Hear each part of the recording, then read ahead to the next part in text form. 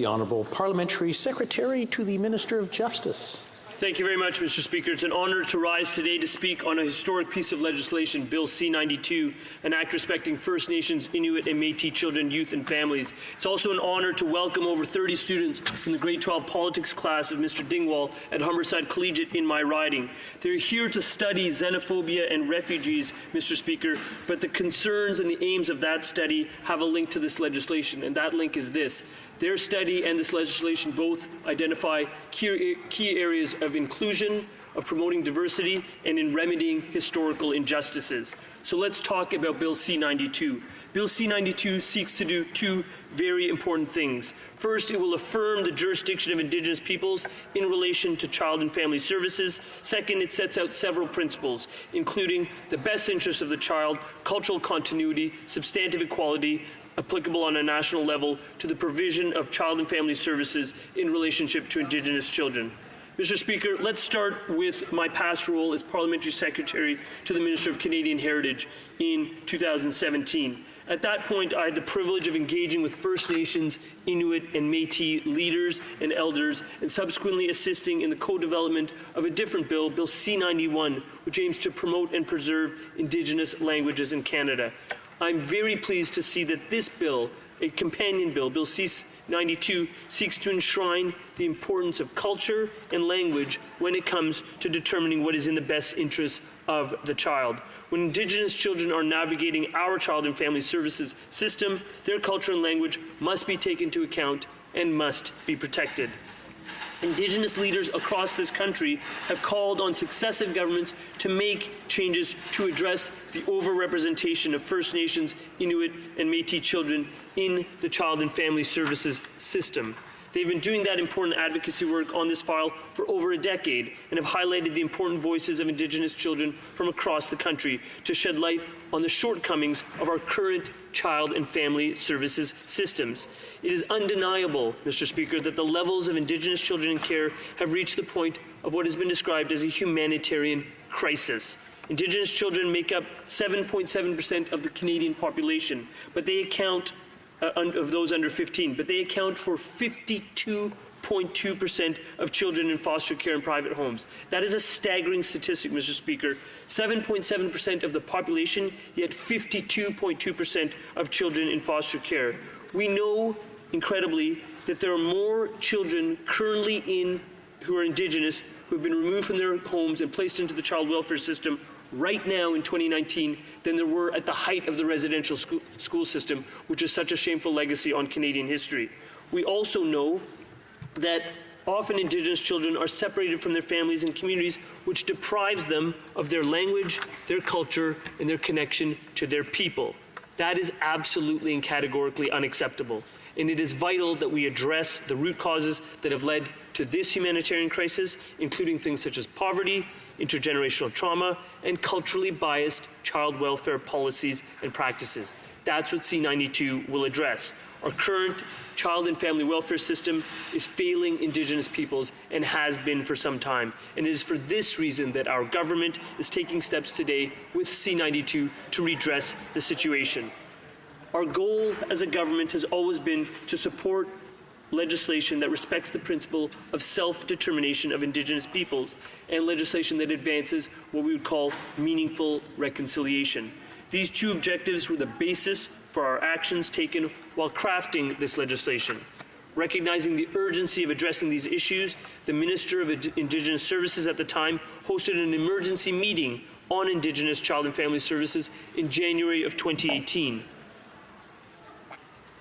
During that meeting, Mr. Speaker, our government had the opportunity to hear from experts, from advocates, from Indigenous partners, from provincial and territorial people, but most importantly from youth, like the youth who are here today from my riding, but youth right around the country, youth who had a lived experience of navigating the child and family services system. It is of the utmost importance to continue to elevate the voices of those with first-hand experience so that we can learn from their experiences and make the legislative changes that address the problems individuals face when accessing our child and family services system. Following that emergency meeting back in January of 2018, 65 sessions were held during the summer and fall of 2018 to engage with people around the country, be they in Toronto, be they in Winnipeg, from coast to coast to coast. That engagement, which was mentioned by the Parliamentary Secretary for Indigenous Services, engaged 2,000 individuals in different sessions, including representatives of First Nations, Inuit and Métis peoples, as well as treaty nations, self-governing First Nations, provinces and territories. In January of 2019, this year, further in-person engagement sessions with Indigenous partners, provincial and territorial representatives were conducted to consult on the proposed content of C-92. Mr. Speaker, what is critical is that what we learned in those consultations. What we learned is that it is evident that Canadians care about reforming child and family services in a way that better meets the needs of Indigenous peoples. It is clear that Canadians are shocked by the statistics with which I started my discussion and my contribution to this debate. This is an issue that has been raised to many of my colleagues in this House. It is certainly an issue that my constituents in Parkdale High Park feel strongly about. What my constituents say to me, be they students at Humberside Collegiate, students at any one of the other secondary institutions in the riding, young people, older people, people of all backgrounds have come to me and said, yes, I'm not an Indigenous person. I may not be Indigenous myself, but I know we need to remedy a historical injustice. I know what we need to do right by the colonial legacy and the racist legacy of the residential school system and policies and practices put in place by successive governments for 152 years in this country is to implement legislation to remedy those wrongs. C-91 coupled with C-92 do exactly that. They've spoken to me about ensuring that we have culturally appropriate child and family services to protect the vibrancy of cultures. What I've often said to such people is that it's important. It's important when settler people such as me or a random constituent engage with, learn more, and understand about Indigenous history and Indigenous knowledge and Indigenous culture. But much more important is to restore that knowledge, that understanding to the Indigenous communities that we care about, and not doing it in a paternalistic way, such as in past practices, but doing it by co-developing solutions with Indigenous people, empowering them to implement the solutions that they feel are appropriate for their communities. And that is what this bill will do, and let me explain. Indigenous children are being removed from their homes and communities. There are more that are being removed than there were at the height of the residential school system. What we've had is conversations regarding the next steps our government must take to protect Indigenous children, and what we're doing is affirming the jurisdiction of Indigenous peoples over child and family services. Bill C-92, first point, does not provide a one-size-fits-all model. Rather, it allows Indigenous people to exercise partial or full jurisdiction over child and family services at a pace that promotes the well-being of their communities. This bill will allow Indigenous groups themselves to exercise their inherent and rightful jurisdiction over child and family services, which would result in their laws prevailing over federal laws and laws of the provinces of territories in the case of a dispute between the two. A very, very important point, Mr. Speaker, because it gives meaning to this notion of self-determination and self-governance. The legislation also sets out, secondly, a robust mechanism whereby Indigenous groups would enter in a tripartite coordination agreement with the federal government and the provincial government of each province in which the Indigenous group is located to work together over up to 12 months to reach a tripartite agreement. Along with affirming jurisdiction, this bill also sets out principles such as the best interest of the child, cultural continuity, and substantive equality around the provision of child and family services in relation to Indigenous children applicable at the national level. And let me pause here to say this is something that we are working hard as a government to implement across government. The analogy I would draw to this best interest provision is the same analogy to a different bill which I've been privileged to work on as Parliamentary Secretary to the Minister of Justice. That's Bill C-78. It's a family law reform bill that again entrenches the best interest of the child, but importantly, it echoes the same language we find in C-92, language that talks about the spiritual, cultural, and linguistic continuity of Indigenous children remaining with Indigenous family settings. That's critical to that Bill C-78. It's also critical to this bill here. With regards to decisions as to what is in the best interest of the children, this bill, C-92, elaborates several factors that need to be taken into account. What are they? They are the child's physical, emotional, and psychological safety. They are the child's security and well-being, the child's cultural, linguistic, religious, and spiritual upbringing, which I was just referring to, the importance of a child to an ongoing positive relationship, maintaining an ongoing positive relationship with his or her family, his or her community, and the Indigenous group to which he or she belongs. Let me restate that because it is so critical and gets at the heart of what this bill is about.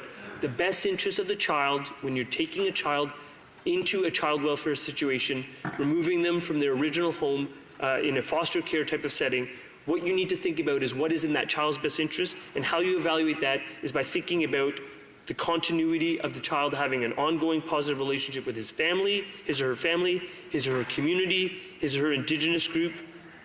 That is the key gravamen of what we're talking about here. That creates stability for the child and a connection for the child to their language and, importantly, to their territory. By emphasizing these factors, Mr. Speaker, the legislation ensures the Child and Family Services take into consideration cultural context when making decisions as to what is in the best interest of First Nations, Inuit, and Métis kids. The goal is to decrease the number of Indigenous children that are separated from their families and their communities. Additionally, when you're deciding what is in the best interest of the child, Mr. Speaker, this bill will prioritize a shift from apprehension to prevention, thereby promoting preventative care that supports the entire family. So what does this mean, Mr. Speaker? We know, unfortunately, too often child welfare advocates will arrive at a situation and say that child needs to be removed from that family setting because of the conditions in which they live. The solution isn't then to remove more children. The solution is to repair and correct the conditions in which Indigenous people live. That has to be the solution. It bears common sense scrutiny. It bears logical scrutiny. It also is completely consistent with an approach towards reconciliation where we accept and acknowledge historic racism and the legacy of colonialism and move forward together with Indigenous peoples to correct that legacy. That's what this bill is doing by targeting this specific issue. How does it do it, Mr. Speaker? The bill says a child should not be apprehended solely on the basis of his or her socioeconomic conditions. Instead, it calls upon governments to work with families to find solutions that uplift all family members and keep the child in that home. Moreover, if apprehension and placement are deemed necessary to ensure the best interests of the child, then C-92 delineates an order of priority to be respected when placing that child. And this order is important. So if apprehension needs to occur, Mr. Speaker, this is the classification, and it is a prioritized list. First, keeping the child with one of the child's parents. Secondly, keeping the child with another member of the child's family who is an adult.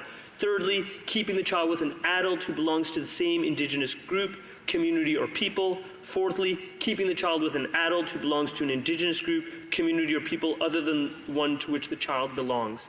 That is an important prioritization, Mr. Speaker, because it emphasizes exactly what we're trying to do. We're not trying to create further rupture between Indigenous people and their cultures and their communities. We're trying to restore that connection and enhance that connection.